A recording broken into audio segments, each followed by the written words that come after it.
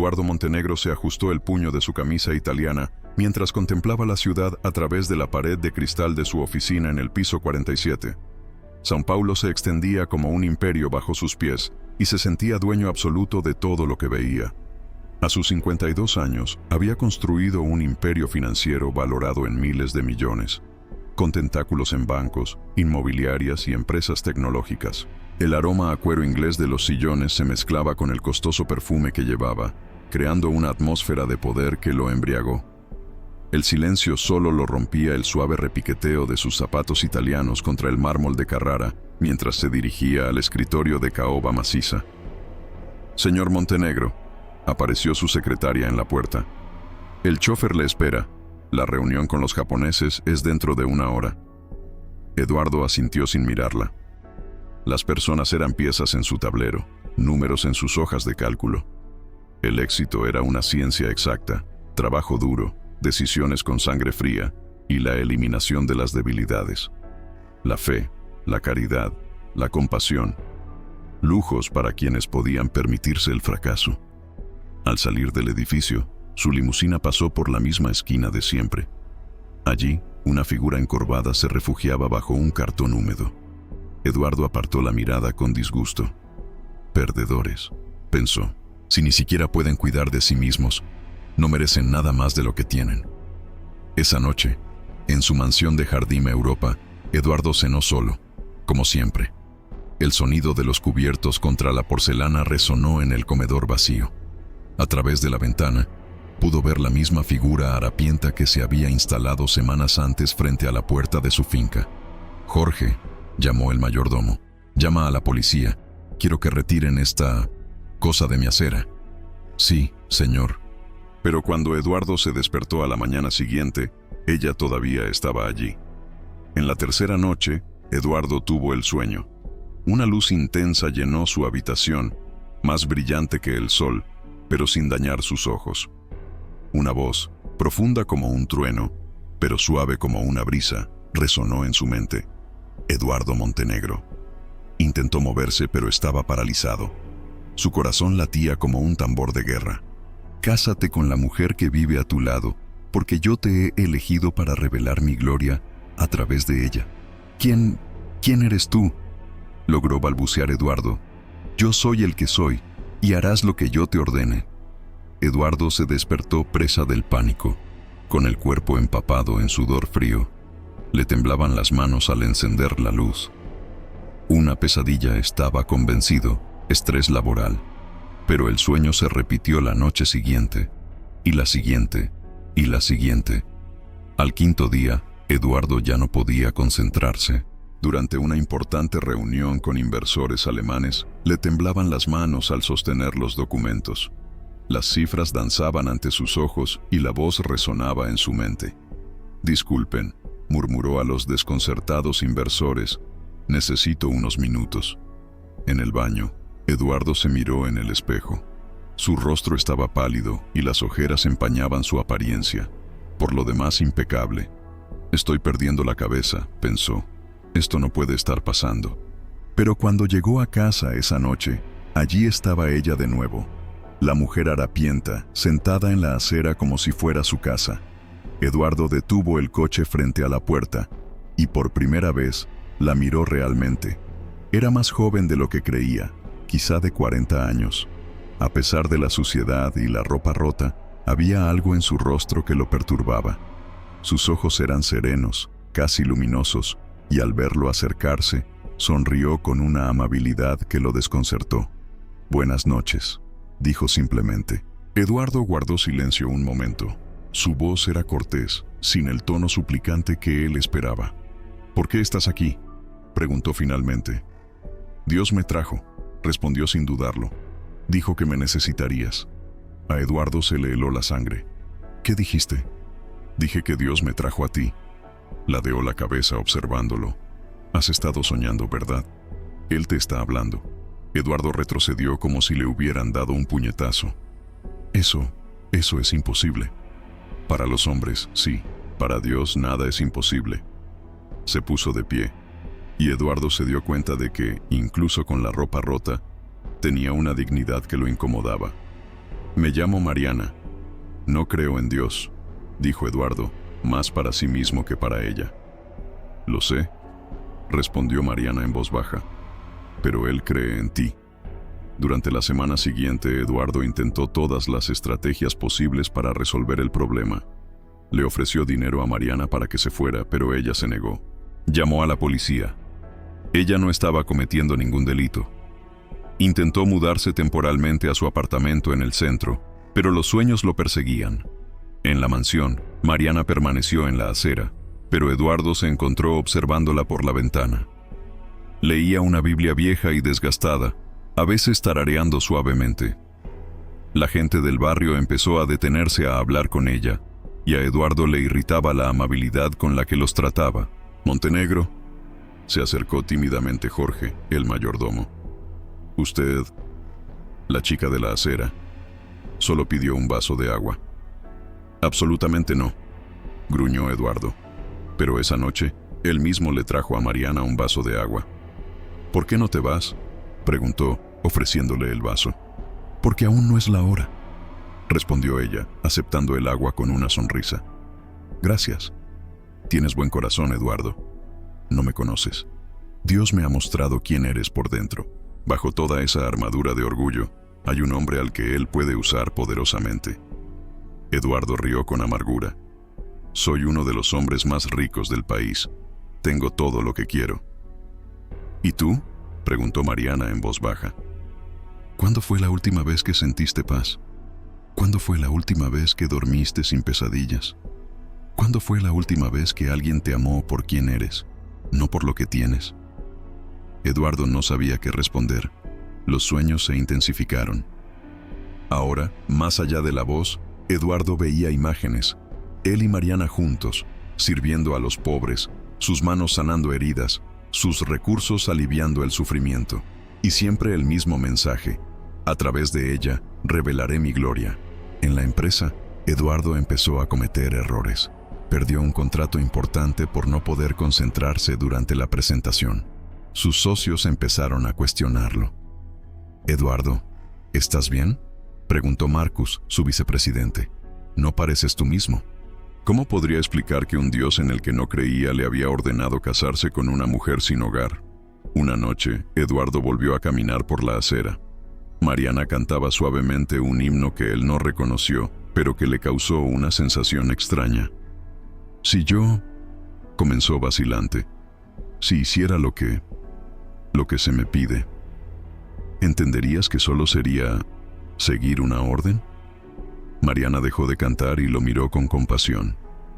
«Eduardo, Dios no te pide que finjas amor, te pide que confíes.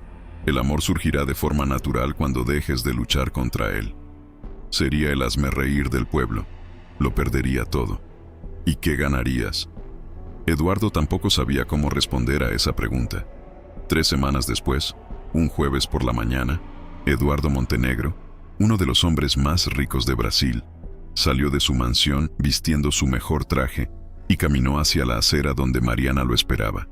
Se había bañado y llevaba un sencillo vestido blanco que le había regalado alguien del barrio. Estaba radiante. «¿Estás seguro?», preguntó ella. «No», respondió Eduardo con sinceridad. «Pero lo haré de todas formas». La boda se celebró en una pequeña iglesia del barrio. Solo estuvieron presentes Jorge, el mayordomo, y algunos vecinos que le habían cogido cariño a Mariana. El sacerdote, inicialmente reticente, quedó convencido por su evidente sinceridad. Cuando Eduardo besó a Mariana, sellando sus votos, sintió algo que no había experimentado en décadas. Una paz profunda, como si una batalla interna finalmente hubiera cesado. Pero la guerra exterior apenas comenzaba. La noticia corrió como la pólvora entre la alta sociedad paulista. Eduardo Montenegro se había casado con una mendiga. Los titulares de los periódicos eran crueles. Millonario enloquece y se casa con una indigente. ¿Qué le pasa a Eduardo Montenegro? De la riqueza a la locura, la caída de un imperio. Su hermana, Cristina, irrumpió en su casa al día siguiente de la boda. «Estás completamente loco», gritó. «¿Cómo pudiste hacernos esto?», al apellido de la familia.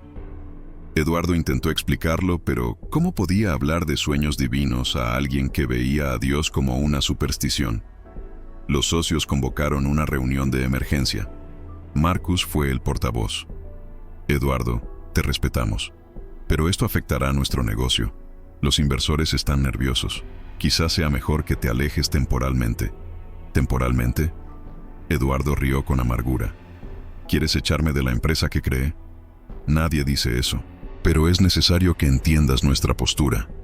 Eduardo lo entendió perfectamente. En 3 meses, ya no tenía ninguna empresa que fundara. Mientras su mundo se desmoronaba, Eduardo descubrió en quién se había convertido realmente su esposa. Mariana no era solo una mujer de fe, sino una fuente de sabiduría. Se sabía la Biblia de memoria, hablaba 4 idiomas y demostraba una comprensión de la naturaleza humana que impresionó a Eduardo. ¿Cómo sabes tanto?, le preguntó una noche, mientras ella preparaba una infusión que había conseguido de unos vecinos. La vida te enseña mucho cuando prestas atención, respondió. Y Dios te enseña aún más cuando te callas y escuchas. ¿No era siempre así?, gesticuló Eduardo refiriéndose a la pobreza. Mariana sonrió con tristeza. No, pero esa es otra historia para otro día. Eduardo empezó a notar cómo Mariana afectaba a quienes la rodeaban. El personal de la casa, al principio desconfiado, ahora la buscaba para pedirle consejo. Ella escuchaba con genuina atención. Ofrecía palabras de esperanza y había una paz en su presencia que era casi tangible. Es especial, señor Montenegro, confesó Jorge. Nunca había visto nada igual. Eduardo tampoco lo había visto nunca. El escándalo financiero se desató como un tsunami. Documentos filtrados sugirieron irregularidades en varias empresas de Eduardo. Si bien muchas de las acusaciones eran falsas o exageradas, la combinación del matrimonio escandaloso fue devastadora. Los bancos cancelaron las líneas de crédito. Los inversores huyeron. En 6 meses, Eduardo perdió más del 80% de su fortuna. Su mansión fue embargada, sus autos de lujo fueron vendidos y sus empleados fueron despedidos. Una noche, sentado en la sala de estar, otrora suntuosa y ahora medio vacía, Eduardo enterró su cara entre sus manos. Lo perdí todo, murmuró. Mariana se sentó a su lado y le puso la mano en el hombro. No, mi amor, solo perdiste lo que nunca fue tuyo. Ahora puedes descubrir lo que sí es tuyo. ¿Cómo puedes estar tan tranquila? Estás casada con un hombre arruinado. Estoy casada con un hombre a quien Dios está preparando para algo extraordinario. La ruina es solo la preparación del terreno. ¿Para qué? Para que puedas florecer como Él siempre lo quiso. Fue un domingo por la mañana cuando se reveló el pasado de Mariana. Eduardo y ella caminaban por el centro de la ciudad cuando un anciano los reconoció. ¿Mariana? ¿Mariana Santos? El hombre se acercó con lágrimas en los ojos. Dios mío, ¿eres tú? Mariana sonrió y abrazó al hombre. Hola, Pastor Antonio. Mariana, ¿dónde has estado todos estos años? Tu familia te ha estado buscando por todas partes desde la tragedia. Eduardo observaba la conversación con creciente curiosidad. ¿Quién era esta familia? ¿Qué tragedia? Pastor Antonio, dijo Mariana suavemente. Este es mi esposo, Eduardo Montenegro. El pastor miró a Eduardo con sorpresa, luego volvió a mirar a Mariana. Mariana, ¿sabes quién es?, le preguntó a Eduardo. Sé que ella es mi esposa, respondió Eduardo. El pastor meneó la cabeza con admiración. Es hija del pastor David Santos, uno de los grandes misioneros de nuestro tiempo. Mariana dedicó 20 años de su vida al cuidado de huérfanos en África y Asia. Construyó hospitales y escuelas y alimentó a miles. Eduardo sintió que sus piernas se debilitaban. ¿Qué pasó?, logró preguntar. Una tragedia en una aldea de Sudán, explicó el pastor con tristeza. Un ataque rebelde destruyó todo lo que había construido. Decenas de niños murieron. Mariana sufrió una crisis nerviosa y desapareció. Su familia gastó una fortuna buscándola. Eduardo miró a Mariana, quien permaneció en silencio, con los ojos llenos de lágrimas. ¿Por qué nunca me lo dijiste?, preguntó. Porque no se trataba de quién era yo, respondió con suavidad. Se trataba de en quién necesitabas convertirte. La revelación del pasado de Mariana fue como un terremoto en el alma de Eduardo. Había juzgado y despreciado a una mujer que había sacrificado más en una década de lo que él había aportado en toda su vida. Esa noche, Eduardo salió a caminar solo. Se topó con una pequeña iglesia en el centro de la ciudad y, en un impulso, entró. El lugar estaba vacío, iluminado solo por unas pocas velas. Por primera vez en décadas, Eduardo Montenegro se arrodilló. «Dios», susurró con la voz entrecortada, «no sé si de verdad estás ahí, pero si estás, lo siento. Lo siento por el orgullo, por la arrogancia, por despreciar a quienes amas. Lo siento por juzgar a Mariana, por juzgar a todos los que consideraba inferiores». Las lágrimas corrían por su rostro. «No entiendo por qué me elegiste. No entiendo por qué pusiste a alguien tan valioso en mi vida. Pero si tienes un propósito, si de verdad puedes usar a un hombre como yo, me rindo». El silencio de la iglesia pareció envolverlo. Por primera vez en su vida, Eduardo experimentó lo que era estar verdaderamente en calma ante algo superior a él mismo. Eduardo regresó a casa transformado. Mariana notó de inmediato el cambio en su mirada. «Algo pasó», dijo, no como una pregunta, sino como un reconocimiento. «Me rindo», respondió Eduardo simplemente. En los días siguientes, Eduardo empezó a ver el mundo de otra manera. La pérdida económica, que antes lo aterrorizaba, ahora se sentía como una liberación. Con el poco dinero que les quedaba, él y Mariana iniciaron pequeños proyectos para ayudar a la comunidad. Primero, había un comedor social los domingos en la pequeña iglesia donde Eduardo se había entregado. Mariana cocinaba y Eduardo servía, algo impensable meses antes. «Señor Montenegro», una de las personas a las que alimentó lo reconoció.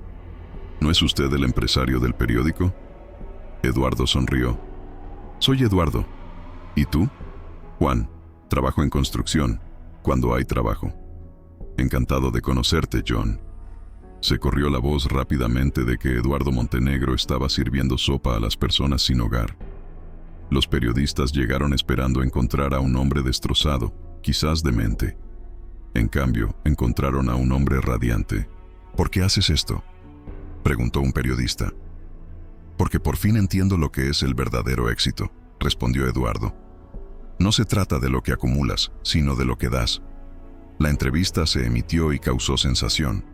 Eduardo recibió cientos de llamadas, algunas de burla, otras de curiosidad y muchas de personas dispuestas a ayudar.